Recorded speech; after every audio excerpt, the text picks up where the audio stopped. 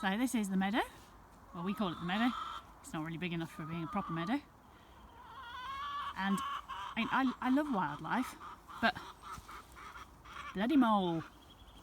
Been digging up holes again, which is all right, but they do leave little trails underneath the lawn, underneath the grass.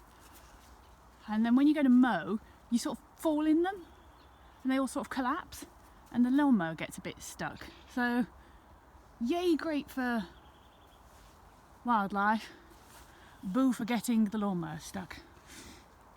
Okay, so this is, not quite sure what this is going to be yet, but when I've been digging in the garden I've come across an awful lot of stones, and so I've just basically created a walled thing and chucked lots of the stones in there. It's now full, so I'm having to actually lump the stones up into the quarry at the top there and dump them there. So I've got the grass borders here, which I think look particularly smashing at this time of year. So this is one of the projects I've yet to finish. This I started a couple of years ago. A bit slack again, not quite finished off. So it's digging out that lump there, building up the wall, and yeah, sort of taking all the grass out of this one and putting plants in it. So this over there is actually a big hollow underneath that vast quantity of branches, and that is supposed to be the wildlife pond. At the moment it's more bonfire, but of course it's been there for that long. I suspect it is very well used by the local bird population, so we'll have to take it apart before we can burn it. Classic garden feature. The old bin, not the old bin, sorry, the old bar. When we go up into the woods, this year we had a lot of trees come down.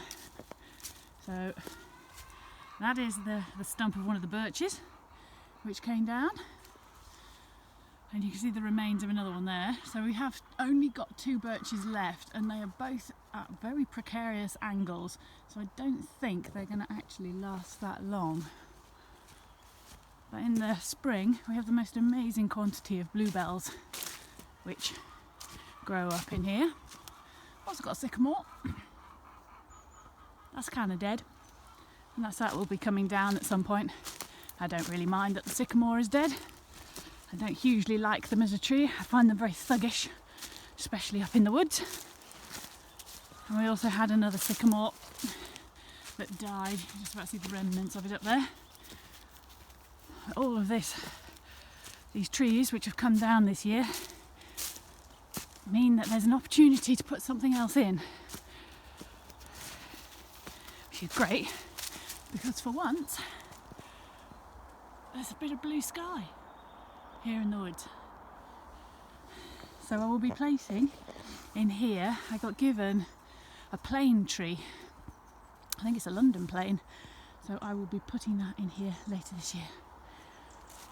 We got to the quarry. Again, we had a slight incident with a tree coming down up here. There was one oak tree came down, was resting against another tree, and as it had been so wet, it then took the other oak tree down. It's like a domino effect. It's so steep here. Anything that comes down at the top just takes out whatever's underneath it. The sad swing, it was attached to the said broken tree, not there anymore. And this is the oak that came down. And that is the vast quantity of cliffside that came with it.